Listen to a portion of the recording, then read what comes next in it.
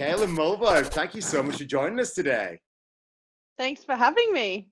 I have followed your journey for a while now, and you are putting out some incredible and very valuable content, I have to say. Definitely different to most females and women in our industry, which I'm really, really grateful for, because you're helping a ton of people, and literally all my female clients, we'll talk about exercise, execution, things like that. I'm like, here's what I need you to do. I need to go on Instagram, I need to go follow Kayla. And that's literally what I say to all of them. Oh, thank you so much.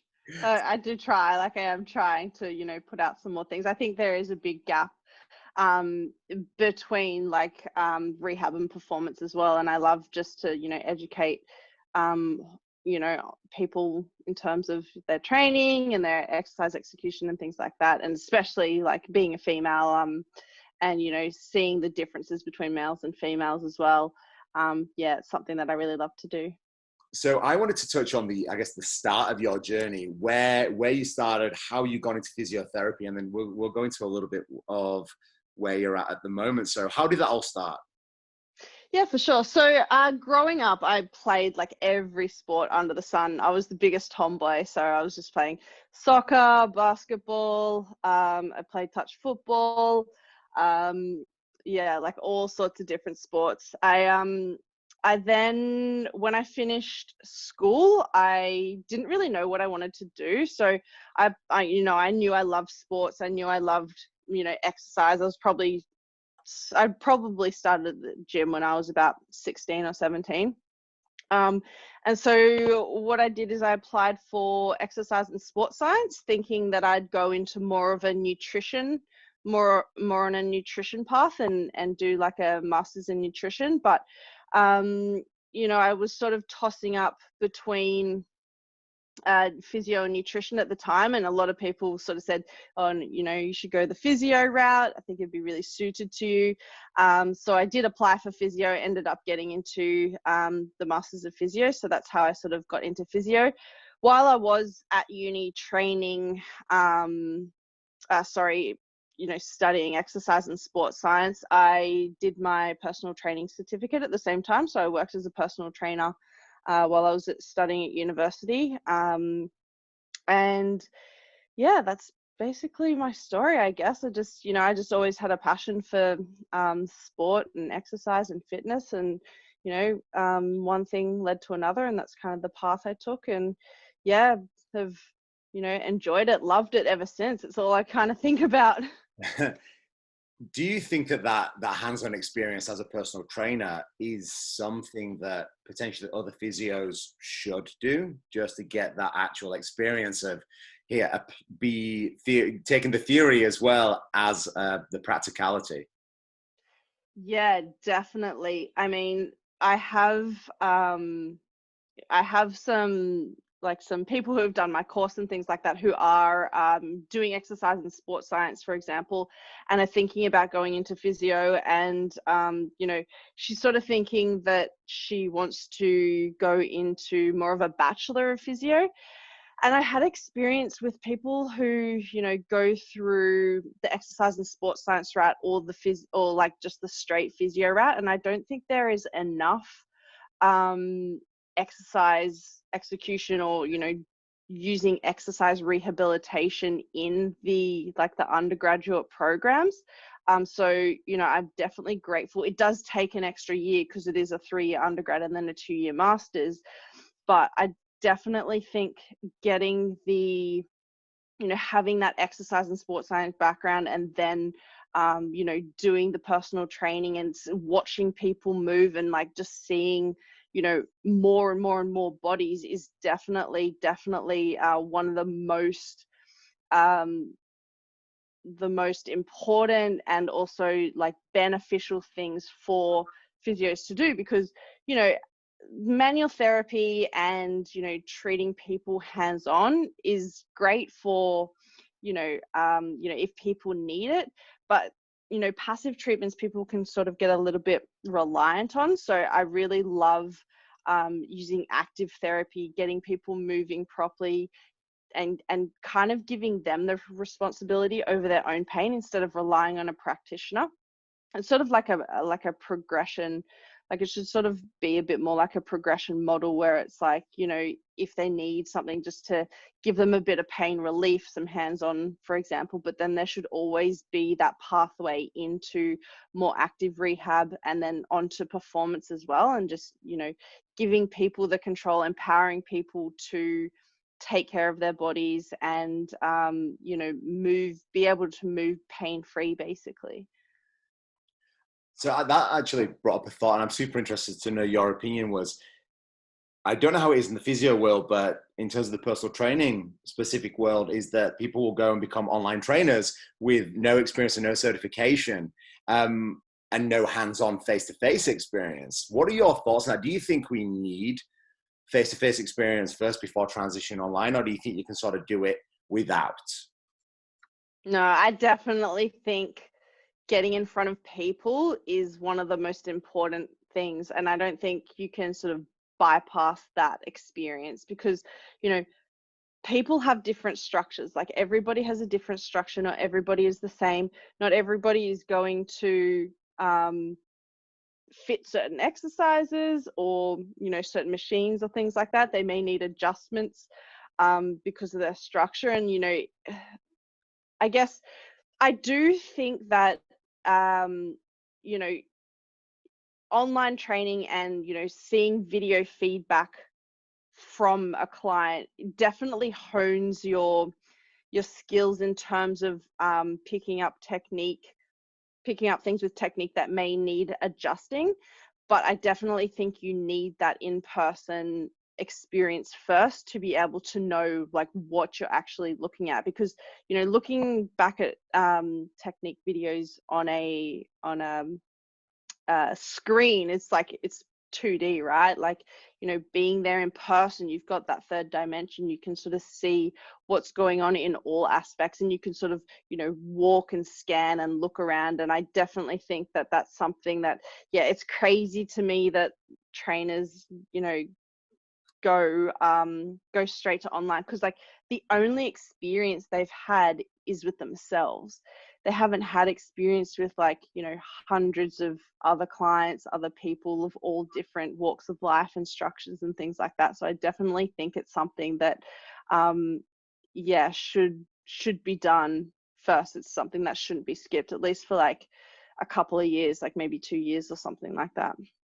Yeah, I couldn't agree more. And I think it's the people that going into this, just the message for you guys, if you're listening, is that you are genuinely getting into the industry. I would hope to help people, to do as much as you can for this person. That if you want to help people, first you've got to help yourself. You've got to get educated, get on the floor, get experience, understand what the hell this whole industry is about, regardless if it's physio, personal training, whatever it might be. Get the experience so that you can apply your knowledge to as many different people as you can, because aside from like the basics of, oh, here, we're going to do some squats in your program, it's a leg exercise. Like, cool, what happens if this person can't do it? Oh, I might change it to a leg press. What happens if they can't do it? Oh, I don't know. Do you know what I mean? Exactly. You don't know. Like you could be really hurting somebody. And I've seen programs like this, and I've had people face to face show me the programs and me taking them through the program. I'm saying, oh, I got told to, do these squats or whatever it was. And I was like, well, how do you feel doing this? Oh, it hurts my knees. Like, okay, let's look at some technique stuff. Still hurts my knees. Okay, why do you want to squat? I'm like, oh, I don't really care. I'm like, cool, why are you doing it? You don't have to. Yeah. It's not a magic exercise. Yeah, for sure. And being able to make adjustments as well. Like, sometimes avoidance isn't always like treatment as well. So like knowing, what you can sort of do for them as well, if that is something that they did want to do. It's like, avoidance isn't necessarily a treatment. Like, how can we get around this as well? Yeah, 100%. I couldn't agree more.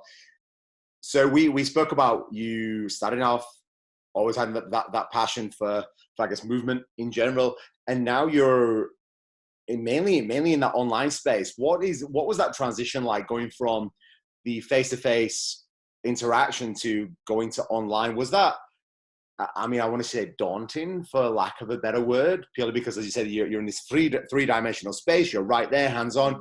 You can cue and fix things up relatively quickly. But when we're just looking at footage, it's a little bit of a different world. Like, how was that transition? Yeah, I mean, it was slow to begin with. I did.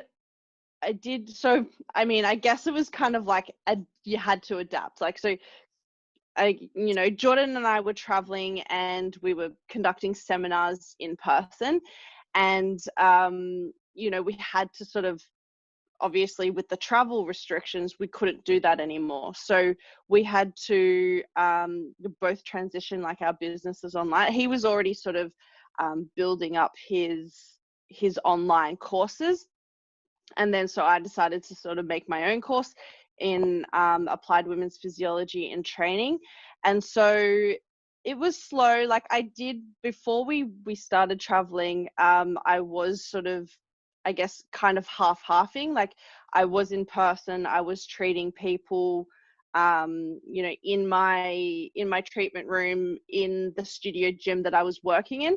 But a lot of people had to travel as well. So what I would do is create a program for them, see them maybe once a month or once every 2 weeks, make sure that they moved well, and then gave them the program to go away and do it. So it was kind of a little bit half before I dropped everything, but definitely once COVID hit, it was like, you have to make this work. Like there's no other way that you're going to make this work. And like, having like going to travel anyway, like I couldn't see my clients. So I did sort of have to like, keep a couple of my clients, like if they wanted to continue working with me in person, like one-on-one, then, creating programs online and stuff. So it was a slow process, but the universe has a funny way of like working itself out. So I just sort of got thrown into it, and I was in the process of like building my social media and stuff like that at the business that I was at before I left as well. So that kind of helped. And then, obviously like having more exposure to more people in person with our seminars was a great way to, I guess create more of a role for myself, I guess, online. So we just touched on social media there, which is going to lead nicely into being. Good segue. Yeah, no, nice work there. You're So welcome. as a female, how are you navigating that space? Because I briefly touched on your content. You're saying it's very, very valuable, very sort of I guess hands-on, for lack of a better word. Like I could imagine me being a client or a patient and being there and seeing you do this and go, cool, yeah, I get exactly what that's meant to do and what it's meant to feel like as well. So how are you navigating your own path and staying authentic to yourself and not giving into, I guess, the typical sort of just showing my booty and saying, look, I look great, you should do this exercise? That's a good question. I just think that that's just me. Like I've sort of come to terms with like, the point of difference in all of this like noise that's sort of out there on social media is that, I am me and I am myself, and I just, it's like how I am on social media is how I am in real life. And, I wouldn't necessarily go and, show my ass off like in person. So why would I sort of do it online, I guess? And, like that sort of content, creates, I guess, a lot of engagement, gets a lot of likes and all that. I'm not necessarily sure whether that's the audience I want to attract. So, I think my audience, I think they follow me, for being, I guess, having a degree in physio and being a physiotherapist, kind of having like, I don't want to sound like that I'm like above, but like just having that, I guess, authority as like a professional or a practitioner, is something that, is, I guess, separates me or makes me a little bit different.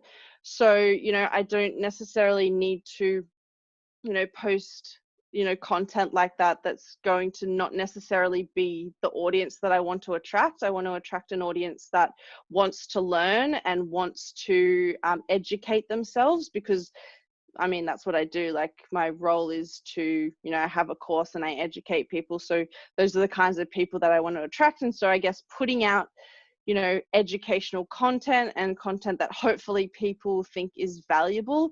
You know, even if it doesn't get a lot of likes or a lot of engagement, at least the likes and engagement are, I guess, from people who do take the time to want to learn or to want to, you know what this particular post is about.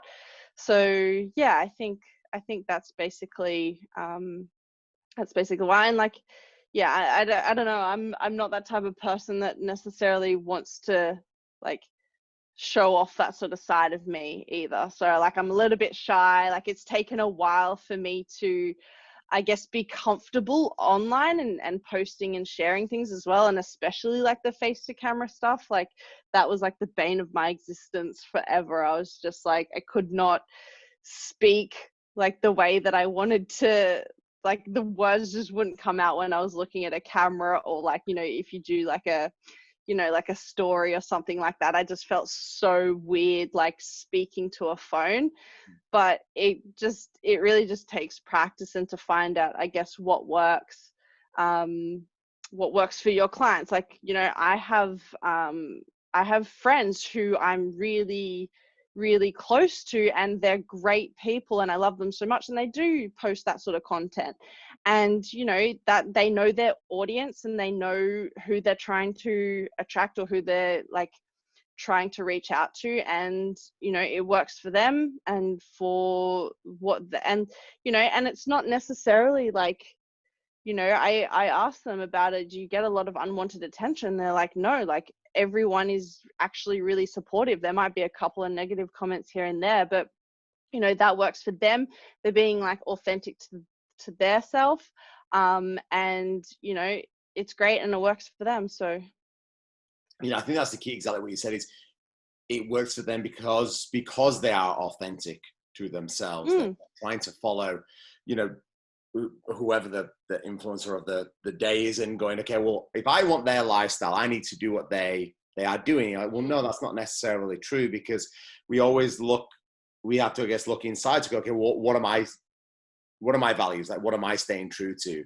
And project that message, because that's the message that people want to hear. That's the message people need to hear. And that's what's going to be able to help the most people, not try to regurgitate what somebody else is trying to do and not make it authentic to yourself. Because you'll end up broken in yourself, because you'll constantly be rattling your mind, like, why isn't this working? I have as many likes as this person or as many followers. You're like, because, motherfucker, like, you're not doing what's true to you. And who cares about the likes and the followers? And who cares about the, you know, the engagement, really? Because just because you have, say, 1 million followers on Instagram doesn't mean you've got $1 million in your bank account. Do you know what I mean? Like, there's no transition monetarily. Yeah, it's not sustainable either. Like, I have trouble being anyone else than I am, I guess. I'm like quite transparent. Like, what you see is what you get, I guess.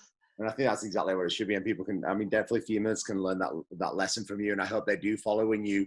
And Kayla's Instagram and everything will all be linked in the show notes below, guys. So please go give her a follow and definitely see that authenticity. And I hope it inspires most of you to do or think the same. Of if you want to go put, you know, booty photos and things like that, again, that's absolutely fine, as long as it's authentic to you and the message is clear and the people that you want to attract, and know that the people you want to attract as well.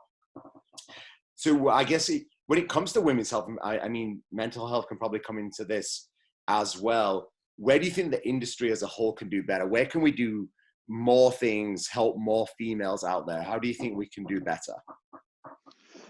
I think probably in terms of, you know, comparisons and like, I guess, looking at social media as a highlight reel as well. You know, like, we have access, you know, people, especially women, tend to compare themselves a lot to other women and to women they see on social media, which may be curated as well. So I think, you know, I really love seeing, for example, stories of, you know, people who are, you know, not using filters on their stories or are makeup free, and, you know, doing that sort of stuff and being like, this is what's real.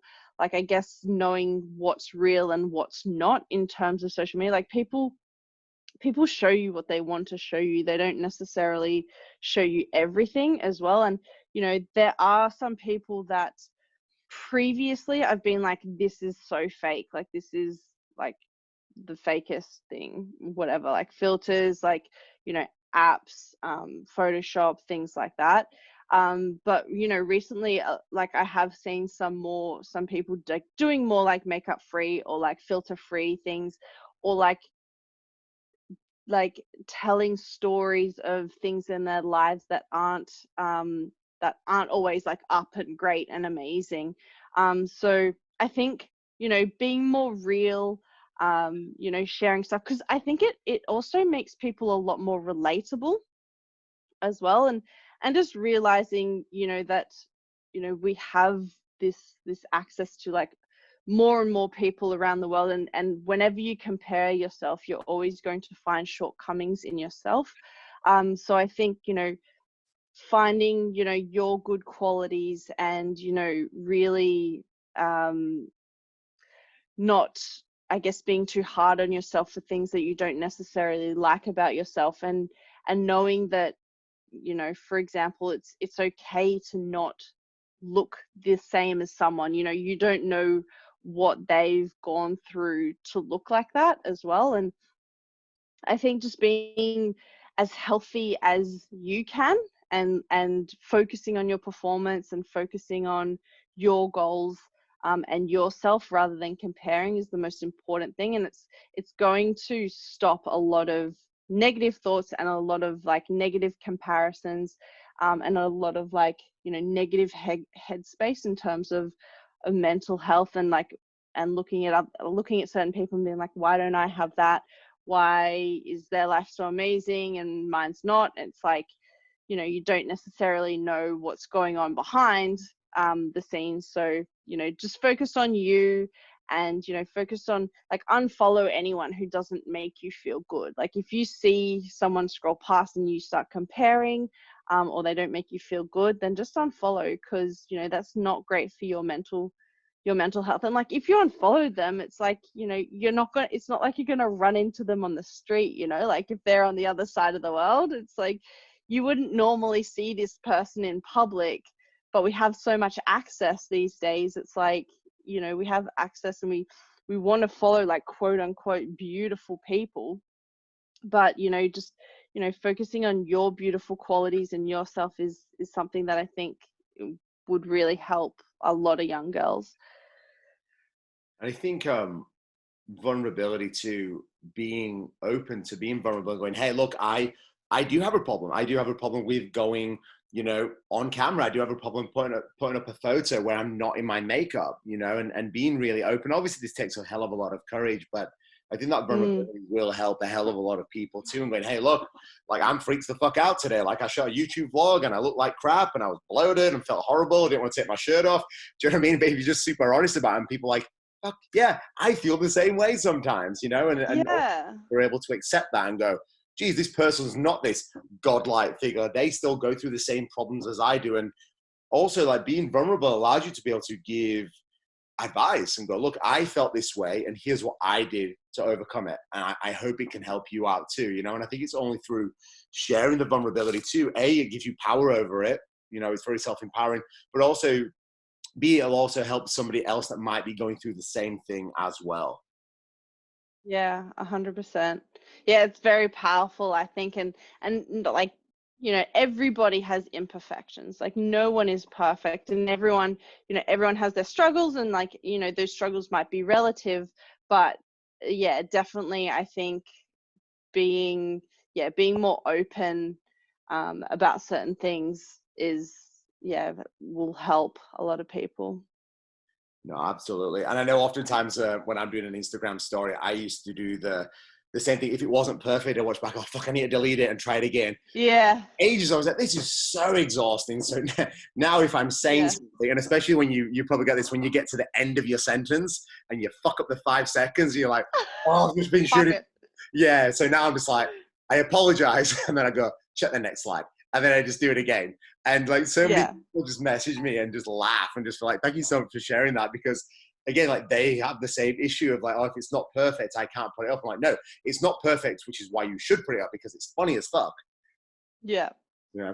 And it's staying up for like 24 hours. Yeah. And then everyone forgets. Yeah, no one cares. Like I even, I was posting some content the other day just on Instagram. And I was looking through some of my old stuff. I was like, God, this is shit. Like lighting was horrible. Like the camera's shaking like hell. I'm slurring my words like I'm hungover or something. Like it was just crap. And I was like, but I just put it up there anyway. And then I looked at the comments, and there was 4 comments of like people just laughing. And just I looked back at my inboxes from that day. I scrolled down a fair bit, but same thing. Like there was 2 people that messaged me and just saying that, it was like, thank you for something about making me laugh. Like I was, it was something about like making me laugh while I was eating breakfast and I spat my food out. And I was like, that was so cool to see, just because I messed up and just thought, hey, you know what, I'm just going to share it anyway. Yeah. Yeah. Well, I had something similar. Like even today, I was, I wanted to put something up about like a leg press, and, you know, I didn't have like a professional camera. I didn't have like a mic that I could do. There was like music playing in the gym.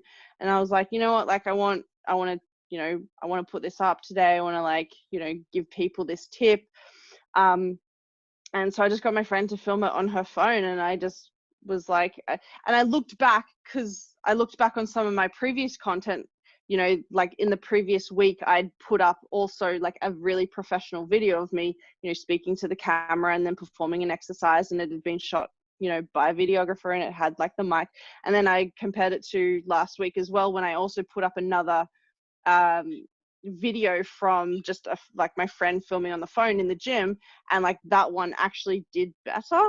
And so I was like, people just like real, like they don't like too curated, you know, just it seems fake and it seems unattainable. So, you know, it's like, you know, here's me just working out in the gym and, you know, giving you this, like taking you along the journey with me, basically. It's like, you know, the same as your stories. It's like that person is there with you, like kind of in real life, if you're just being super real. Like, you know, this like fake, like happy, like oh my God, like high energy, like on the stories, like so exhausting to watch. I can't, it's so cringe. I'm just like, skip. Like, you know, when people are just real, it's just like, okay, cool, like that's I can relate.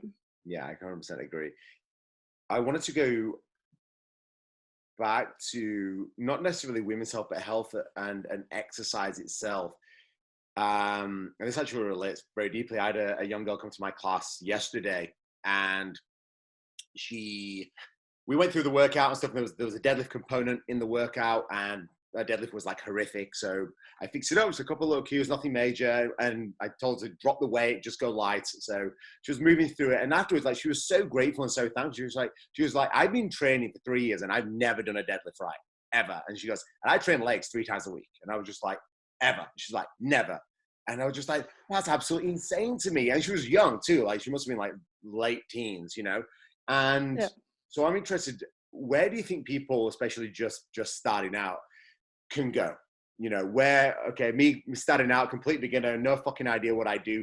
Do I go to the PTs in the gym? Do I look on YouTube? Do I look to even like try and educate myself a little bit, doing a course like yours? Like what do I do to start with to try and get the best sort of starting point? Because I think what people forget to realize is that in the gym, lifting, workout environment, you're going to be doing this for the rest of your life, literally until the day you die, because you're going to want to move more when you're older, you know. So where do they go? What do you recommend? Look, I definitely think it's valuable to hire a personal trainer in person to teach you how to move properly, whether that's like, whether it is a personal trainer, whether it's an exercise physiologist or physiotherapist even. Like, you know, I've taught in a physiotherapy setting, like older people, how to deadlift, because like they've never done a deadlift their entire life. And it's like, you know, like we can start now, it's totally fine. You know, like I think it's great. So yeah, I definitely think, you know, even if it's not a personal trainer, even if it's someone who has experience, like even if it's a friend or a family member or someone who has experience in lifting and they've learnt, you know, the mechanics, or they're doing it hopefully with proper mechanics, like, definitely getting someone to look at you and to give you that feedback is super important. If it's, like if it's not a personal trainer, then like someone who does have experience, like I definitely think that's a very valuable skill to have. And, you may think that it feels right, but, it might not necessarily look right either. So I think definitely, in person, getting that sort of tactile feedback as well to start is important. When you sort of move a little bit further along the spectrum, like from, being a beginner to like a little bit like more intermediate advanced, then you might be able to spread your wings a little bit. And, if you wanted to hire an online trainer, someone who can, give you cues and things like that, then definitely I think that's the way you can go. But I think definitely in person, like when you're first starting, is definitely a very valuable skill to have.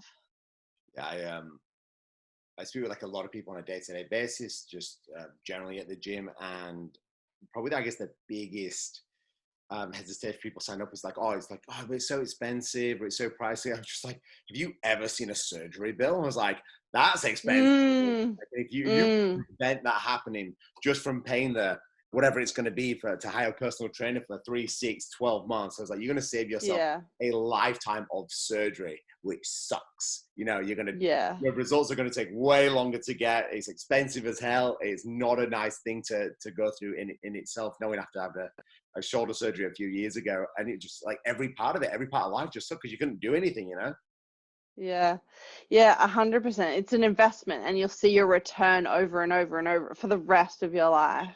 Yeah, I could not agree more. I wanted to ask you about routines. About people on this channel love delving into people's lives creepily, I think sometimes. I mean, what is this person doing? How are they succeeding? So do you have, you may not, but any sort of specific morning routines? I do. I don't necessarily do them all the time. So I definitely like waking up, putting on my my meditation app is like one of the first things that I love to do. I started that maybe 3-ish years ago. It's something that just sort of, I guess, puts me in, like, I just feel better for doing it. It's not always like, sometimes I have to get up, sometimes I have to wake up and like go straight into doing things, but then maybe make some time later to do it. But I know that like if I do it first thing, then it's done, because like if I leave it, I probably won't do it later. So it's something that I like to do straight away. I like to make my bed. So, once I sort of get out, I do my meditation in my bed, like I'm still sort of waking up, like if I have time. And, it's not always the best, like my mind might be elsewhere to start, but as long as I've done it, I've sort of like ticked it off as well. And it's like, I feel better for it. Make my bed. And then, I try to do a little bit of gratitude journaling as well. So I like to write down 3 things I'm grateful for every day. Sometimes I skip that as well. Like sometimes I forget about it, or sometimes I'll do it later in the day. But apart from that, those are like kind of the things that I like to sort of like tick off, I guess, to start my day. I like getting out for a walk, but that's not always possible. Those are probably like the three things that I would do to start my day, really. What's the app? Takes like 10 minutes. I use Calm. Yeah, I like Calm. Yeah, it's good. Yeah, there's especially at the end of the day, there's some real cool stuff on there as well. There's Stephen Fry, Matthew McConaughey, lots of other, I guess, A-list celebrities like reading stories. And I don't know why, but it's the most entertaining thing in the world. Oh, really? I haven't checked that out. Yeah. You literally just go in there and there's, I mean, I just got like the free version, so I just listen to like random raindrops and things weird like that. But in the paid version, if you have the paid version, guys, you can go into Calm, and there's people reading like really cool, interesting short stories, which is extremely soothing especially like leading into bed, because like reading is a big, I'm a big proponent of getting clients to read before bed, try and, you know, as a form of escapism, I guess. And this is like the same thing, you know, because, and you can chill, because, and it's what I find cool about Calm is that you can still use it on airplane mode as well. So you can just put your phone in airplane mode, forget about it. As soon as the story finishes, your phone will just shut itself off, and then just, you know, it'll charge whatever you do at nighttime. So yeah, if you're not checked it out, it's definitely worth checking out. Oh, yeah, that's great, because I do have the paid version. So the ones that I get in the mornings, they're different every morning. So you get like a one for that day, and like it's cool because it like gives you like a little message for the day, like a little quote or something to go. Yeah. And so I mean, I love reading before bed as well. Like that's something that I do. But listening, like if I listen to something, I'll be out like that. So that's probably a good thing for me to do. Because brilliant. Like hearing Stephen Fry talk is amazing. It's entertaining as hell. I don't know why he's got such a great voice. Because I usually read like ebooks, so it's like on my phone, so I'm looking at a screen. So yeah, like if I can listen to something, like listening like really puts me to sleep. So that's great. Yeah, I'll check that out. I'll do that tonight. You should. There's a few clients that I have that get very, very anxious, and when they do, that's my sort of go-to is like, here's what I want you to do. I want you to go into the app, put a book on. I want you to just go lie down and just focus on your breath. And literally, I don't think there's ever been a time where they've said they've finished a story. Every time they're just Yeah, because it is really hard to like concentrate on reading when you are anxious. Yeah. So yeah, listening. Yeah, great. Yeah, that was the tip. Good. So touching on reading, other sort of end of the day. Oh, in fact, where do you like working out? Morning person, evening person? Don't really mind. Definitely a morning or like early afternoon, like middle of the day. Yeah, I get like once it hits like maybe I couldn't start any later than like 2 or 3. I'm like, nah. Yeah, I'm out. Yeah. Yeah, definitely a morning, midday person. Okay. Like I'm up. I mean, since it's been, I guess, darker in the mornings here, I'm a little bit later, but usually I'll be up like 4:30, 5 o'clock. Like just my body wakes me up at that time. And, you know, I have been, until we got sort of shut down, where you're only allowed to book in once a day to the gym. I was going to do morning cardio first, and then, you know, go back and train like more towards the middle of the day, but that's not possible now. So yeah, I do love, I think movement in the morning, like first thing in the morning, is super important. Love going for a walk to get coffee or something like that. Just, you know, getting like some sunlight is just really important for just for mental health as well as physical health. Yeah, and I think what people don't realize as well is trying to get outside in the morning, getting that exposure to sunlight in your retina and your eye is going to help with melatonin production. So we need to tell the body, okay, if it's light now, melatonin, the production of a sleep hormone, will eventually start to secrete at a certain time or a certain point. If you do that habitually, day to day, you'll find that your sleep patterns are just much more consistent. Yeah, for sure. So if we're talking about the other end of the day, what do you do to chill out, end of the day, work has finished? How do we optimize recovery sleep? I've always kind of been a really good sleeper. So I guess for me, like, I guess waking up early, like I'm ready for bed, like 8:30, 9 o'clock. So yeah, I mean, I'm probably working up until then. So I'll work, have dinner, and then like just finish off anything I need to do. But yeah, getting ready for bed, like if I haven't showered, like after the gym, and then I'll shower, and then just turn my laptop off, or like shut my laptop down, and then hop into bed and read something or listen to an audio book. Like, yeah, that's basically pretty much it for me. I don't really have any sort of specific nighttime routine that I do to help me sleep. It's always sort of been like pretty good at sleeping. So I always feel envious of people like you that can just go to bed and go to sleep. Because I'm like, if I don't do all these little things before I go to bed, nothing is happening at all. So Yeah. What do you do? depends on the day. So I guess similar to you is like right up until bed. So I'm literally the 8 by 8 o'clock. I'm in bed, ready to go to sleep at 8. Yeah. So, but then I sometimes don't finish work until like 6:30. So it's try to get home, shower, eat, and then try and jump straight to bed. So the sleep is very inconsistent in terms of I've just finished the last mouthful of food, brush my teeth, jump into bed. So I'm still trying to digest, which doesn't help at all, but is what it is at the moment. But try to I supplement a little bit, especially in days like that, with melatonin and with magnesium and some 5-HTP as well at the moment. And try to use some blue light blocking glasses as well, which I think help a little bit. They've helped me a little bit as well. Even if I'm not watching TV, I'll just put them on anyway, habitually. I look like a dickhead walking around my house with glasses on. What are you doing? Yeah.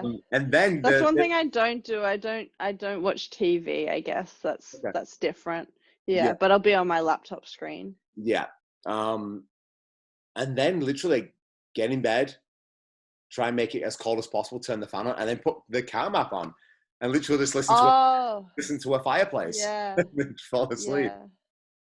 Yeah. No, that's good. I think that's definitely helpful. Like a dark, cool room helps with sleep. Yeah, 100%. I agree. I wanted to touch on, I guess, inspiration. So who has been your biggest, or if not one of the biggest inspirations throughout your life, and what did you learn from that particular person or persons? Inspiration. I don't know if I've necessarily have like one big inspiration. Like I think I've more, taken small things from, certain people, like a lot of different people. I guess my dad would probably be the first one. So he always like encouraged me growing up. He always encouraged me with my sport. He always encouraged me, with my school and things like that. And I guess I always sort of wanted to, make him proud. So yeah, he would help me a lot with, mindset stuff, even from a young age, mindset, visualization, got me reading books, got me reading like a lot of the books that he would read for, the work that he was doing as well. So I would say he's probably been like the biggest influence on my life in terms of, inspiring me to do what I do and like be who I want to be, I guess. What have you learned? Sorry, I think I was gonna something happened there, like some weird noise. So I think they ran out of battery. Is it okay? Yeah, it's fine. You started. Okay. Still sounds great. So a couple of the biggest lessons that you've learned from yourself, I guess, pushing into building your own business and your own brand. The biggest lesson I think would be that you can't rely on anyone. So you can only rely on yourself. You can't, I guess, expect anyone to help you or do things for you. You have to do it yourself. And if you want, something done the way you want it done, you need to do it yourself. But also like asking for help if you need it, I think is important. Like if you're stuck, like asking someone who has experience in, that whatever you're sort of lacking in skills, you have a support network of people who can, help guide you if you need it. No, I love that. And I think people are so reluctant. Maybe it's from an ego perspective, I'm not sure. But to ask for help, it's like, if I don't know something, I'm just going to try and figure it out. And like, cool, but you could just go and ask somebody and just tell you the answer. You know what I mean? Like, there's people out there that know exactly what you're trying to find, and you could spend the next 5 years researching and try to figure stuff out, or just go and ask somebody there. I mean, there's plenty of very, very kind of nice people that are, especially with the rise of like social media, like where you can contact anybody anywhere. There's plenty of people out there. You can just shoot them a DM and just be like, hey, what do you think about this? And they'll give you a pretty solid answer. You know, it saves a lot of time and you know, pain in the ass. Yeah, definitely. We spoke about books, reading before bed. Is there a particular book, something you've read, it might be an article or something you've seen, even though you don't watch a lot of TV, that that's had a big impact in your own life? That people should check out. What was that? Sorry? That people should check out. Yeah, this is always such a hard question because I've read so many books that it's kind of like, which one said that particular thing, or which one was the one that made the biggest difference. I would say maybe Tim Ferriss' 4-Hour Work Week was one of maybe the first that I read. It sort of got me on the path to, you know, thinking about doing things myself, or like having my own business, and like, you know, being able to create freedom around my business and around my lifestyle as well. What else? I'll have to get back to you maybe and you know, give you a list and put it in the show notes, because there's literally so many. And I remember like a few months ago, I actually got this question and I wrote out, like, I did it, you know, a Q&A on Instagram, and like it was a question, and I wrote out like 10 on my story, and I was like, this isn't even like all of them that I could put through this. So yeah, I'll have to get back to you, but for our work week, yeah. There's a lot. That's okay. I will be looking for that, and I'm sure the people are as well. I mean, closing off a little bit, we spoke about a lot of stuff, but what are a couple, 2, 3 of the biggest takeaway points that people can implement in their life today to improve it? I definitely think being grateful. So like, I think if you write it down, if you don't write it down, if you just take a moment to sort of think about things that you're grateful for, I think that was probably when I was going through like a tough time, or when I do go through tough times. I think those are, that's definitely one of the things that, you know, helps get you through and helps change your perspective and change your life as well. And not just doing it, you know, when things are bad, but also when they're good as well, you know, because you're going to sort of, you know, keep that ball rolling of, you know, good things coming into your life. So definitely, you know, that gratitude. I think making a bed in the morning, I think, is a good one as well, because it sets you up for a good day. Like you're starting the day off with a good habit. And then, you know, you can finish off the day in a nice, like, clean sort of made bed as well. So, you know, that's a good start for like creating habits, I think. And, you know, you can create better habits around other things in your life, and sort of, you know, like if it's eating, if it's training, if it's, you know, reading, whatever it is.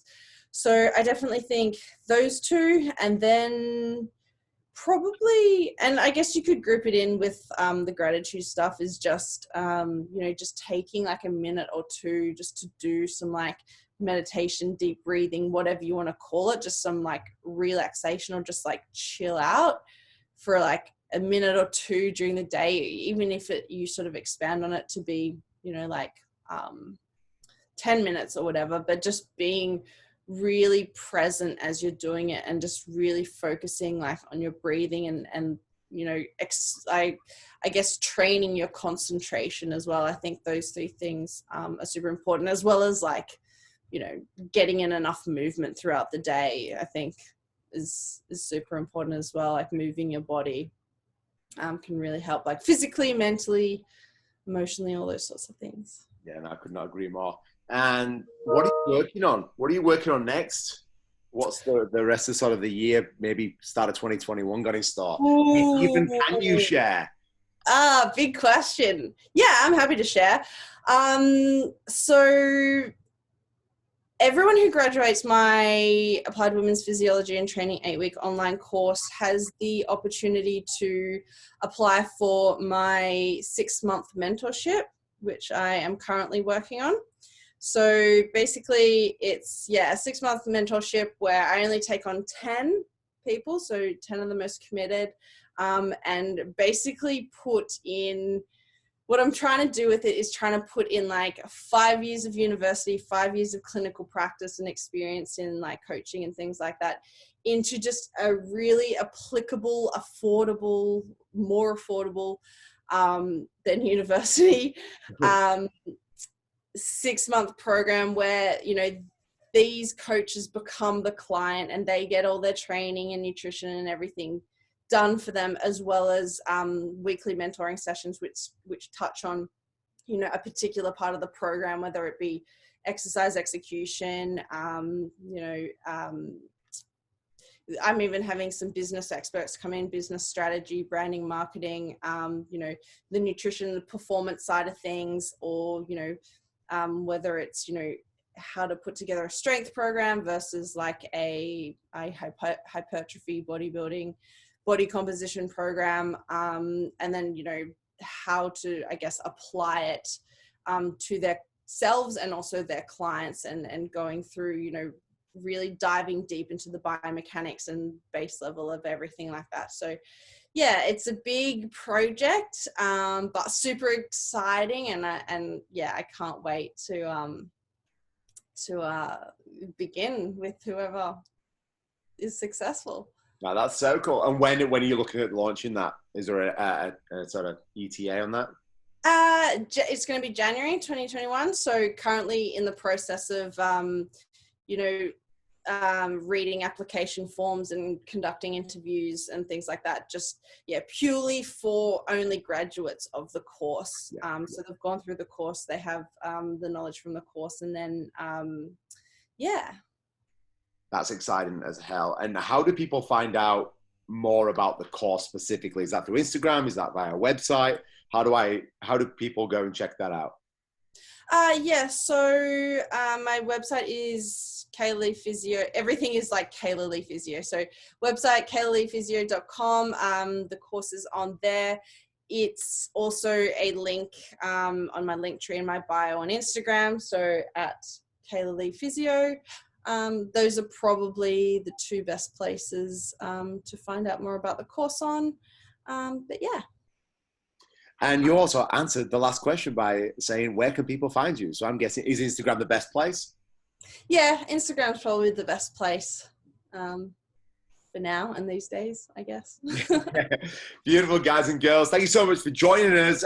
All that information will be linked in the show notes below, so you can literally just click on it, go shoot Kayla a follow and a DM, ask her all the interesting and technical questions rather than coming to me, because I'll just send you on to her anyway. She's far smarter than I am. But Kayla, thank you so much for joining us today. Thanks so much for having me, Abby. You have been a pleasure. That's a wrap, ladies and gents. If you want to optimize your health, fitness, and lifestyle and learn the tools and the tricks and the knowledge to be able to sustain a healthy and fit lifestyle, then please go check out my books on my website. As a loyal subscriber, you get a cheeky little discount. So I'll see you in there.